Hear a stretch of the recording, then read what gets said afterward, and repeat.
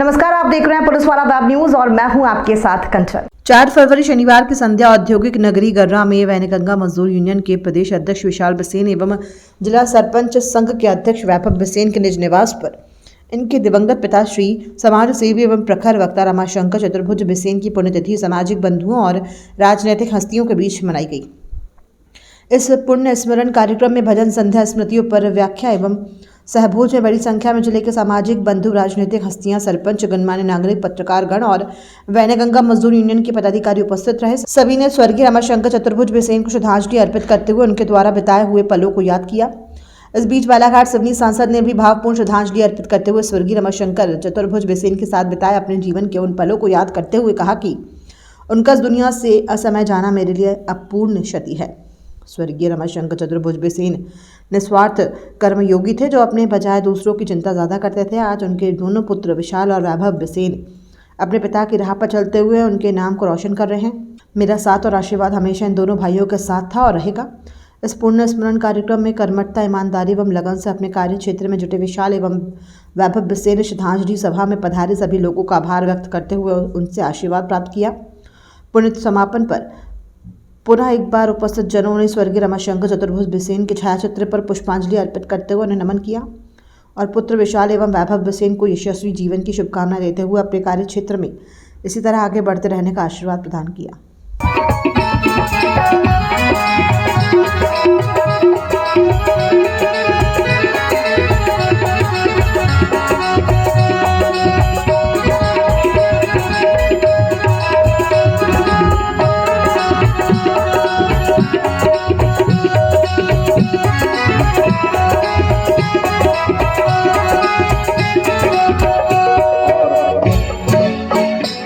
भोले बाबा के पास करते हुए हम लोग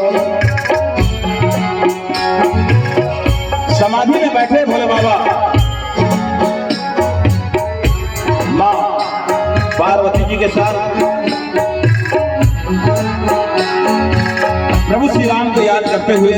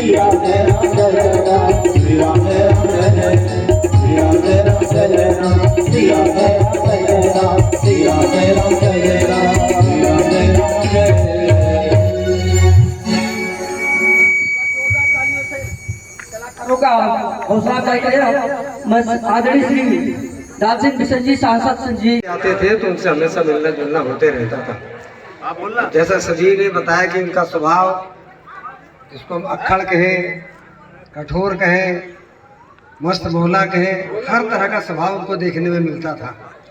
और बात बात में मजाक मजाक में ऐसी चीज़ छेड़ देते कि आदमी बिना हंसे रह ही नहीं सकता था। तो ऐसे जीवन में, उन्मुक्त जीवन में रहने वाले जब हम कहते हैं कि स्वस्थ रहने के लिए हंसना जरूरी और मन का प्रसन्न रहना जरूरी है, और पता नहीं अब जैसे अभी संगीत के माध्यम से आपने बताया कि जब जिसका आना है उसका जाना भी लिखा है, ऐसे व्यक्ति का जीवन अचानक बीच से चले जाएगा, ये सोच के भी मन को तकलीफ होती है कि ऐसा कैसे हो गया। तो ऐसे ही रमा भैया के साथ हुआ, मुझसे छोटे रहे पर जो उनका मित्रत्व व्यवहार, बातचीत करने का और रिश्तेदारी के नाते उनकी ससुराल पटाना की, और अभी जिनको आप देख रहे थे वो मुझसे ससुर पटाना के, तो हम लोगों का एक रिश्ते भी बड़ा इस दृष्टि से रहता था। इसलिए आज जैसे मुझे मैं बालाघाट आया हुआ था, जानकारी आई, विशाल का फ़ोन आया कि चाचा जी आज पापा जी का श्रद्धांजलि कार्यक्रम रखे, तो मैंने कहा मैं बालाघाट हूँ, मैं जरूर आऊँगा। तो मैं सब परिवार आज जिस कार्यक्रम में आया, बहुत अच्छे भजन आपने सुनाए। मैंने पहले भी आपको कहा कितने अच्छे भजन की प्रस्तुति। मैं तो आध्यात्मिक लाइन का व्यक्ति हूँ, एक्सीडेंटल राजनीति में हूँ एक्सीडेंटल राजनीति में हूँ, आध्यात्मिक लाइन का हूँ। अब जब भी मुझे समय मिलता है तो मैं कोशिश होती है कि मैं चाहे उसको भागवत सुनूँ, चाहे रामायण जी का जो भी आजकल कथाकार है उनका सुनता हूँ। तो आपके भजन सुनने में मुझे आनंद आता है, पर राजनीतिक क्षेत्र में बहुत ज़्यादा लंबे समय तक 2-4 घंटे सुने ये समय मिलता नहीं है। फिर भी आपने बहुत अच्छी प्रस्तुति की, और रमा भैया के श्रद्धांजलि कार्यक्रम में मैं आपको भी शुभाशीष देता हूँ कि आप ऐसे ही काव्यांजलि, आपके आदरांजलि के माध्यम से एक संदेश भी समाज को आप देने का काम करते हैं। और विशाल और वैभव दोनों बच्चे अच्छे हमारे आगे निकले हैं। यथासंभव मेरी भी जितनी मदद बनती है मैं उनकी मदद करता हूँ। और भाभी जी हैं, हम लोग अभी बहुत सालों से मिलना नहीं हुआ। मैं 3-3.5 साल हो गए सांसद बनने के बाद भी, पर यहाँ घर नहीं आ पाया। पर आज एक ऐसे अवसर पे आने का अवसर मिला तो दुख तो होता है, पर एक निश्चित रूप से एक इसी बहाने से ही आज यहाँ पदार्पण हुआ। मैं पहले भी आता था यहाँ पर, जब भी कभी गुजरता था तो जरूर यहाँ पधारता था, पर एक कार्य व्यस्तता के कारण नहीं आ पाया। पर आज आकर के मैं अपने आप को भी कृतार्थ मानता हूँ और पुनः रमा भैया के चरणों में श्रद्धांजलि अर्पित करते हुए, और हम सभी परिवार को, पूरे बिसेन परिवार की ओर से उनको शुभकामनाएं देते हुए कि हमारे दोनों बच्चे अच्छे फले फूले आगे बढ़े और अपने जीवन में यशस्वी जीवन को प्राप्त हो। बहुत बहुत शुभकामनाएं। भैया भी ऊपर से कहीं ना कहीं दृष्टिगोचर करते हैं, बच्चों को आशीर्वाद देते हैं। यही कारण है कि आज बच्चे अपने कर्तव्य को निभाते हुए, अपने पिता के पुण्य स्मरण को याद करते हुए, उनके जीवन को जीते हुए, उसको उनके जीवन को भी यथार्थ जीवन में उतारते हुए एक परिवार का नाम रोशन कर रहे हैं। इन शुभकामनाओं के साथ कि आप सभी ने यहाँ पर जो भी हमारे परिवार के लोग यहाँ पर उपस्थित हुए एक छोटे से निमंत्रण पर, मैं उनके प्रति भी आभार व्यक्त करता हूँ कि आज विशाल और वैभव के और भाभी जी के निमंत्रण पर आप सभी आए। आपके प्रति भी मैं आभार करता हूँ। इसी बहाने आपके भी दर्शन हुए, और विशेष करके हमारा पूरा जैसे भैया ने भी कहा, प्रदीप भैया ने, सही में मतलब मैं भी अब कभी याद करता हूँ उनको सब दृष्टि से। कभी लगता नहीं था कि ये मतलब इतने छोटे पर एक बराबरी का व्यवहार और बड़ा खुश मिजाज रहना, तो आज याद आता है। आज मैं उनको यही स्मरण करते हुए अपनी बात समाप्त करता हूँ। उन्हें उनके चरणों में स्मरण करते हुए उनको श्रद्धांजलि अर्पित करता हूँ। और उनने जो सपने देखे थे, जो सपने अधूरे रह गए थे पिताजी के जीते जी, उस सपने को भी दोनों भाइयों ने पूरा कर दिए। हालांकि रमाशंकर भैया का स्वभाव अलग था, वो बहुत अलग मिजाज के थे, अलग स्वभाव के थे। मैं एकदम अलग स्वभाव का था, लेकिन हमारी आपस में बहुत ज्यादा पड़ती थी, एक दूसरे के बिना रहते नहीं थे। और इतने स्मरण है उनके कि गिनाते गिनाते सुबह हो जाएगी। लेकिन मैं ईश्वर से यही कामना करता हूँ कि वो हमेशा अपने बच्चों पे नजर रखें, घर पे नजर रखें और रखे ही रहें। तभी आज उनके दोनों बच्चे शेर जैसी प्रगति कर रहे हैं, और उनकी आत्मा को भगवान हमेशा अच्छी शांति दे और एक अच्छा स्थान दे। और मैं तो समझता हूँ फिर से वो इसी घर में या तो आ गए हैं या आने वाले हैं, और फिर से ये जो अधूरे काम हैं उनके वो पूरा करेंगे। धन्यवाद, आप सभी का आभार जो आप इस कार्यक्रम में उपस्थित हुए। और मैं देख रहा हूँ उनके जैसे मित्र मंडली के अपने नुपेन बिसेन जी बगड़मारा, इनसे बड़ी दोस्ती थी उनकी जब ये साथ में बीएमएस पढ़ते थे।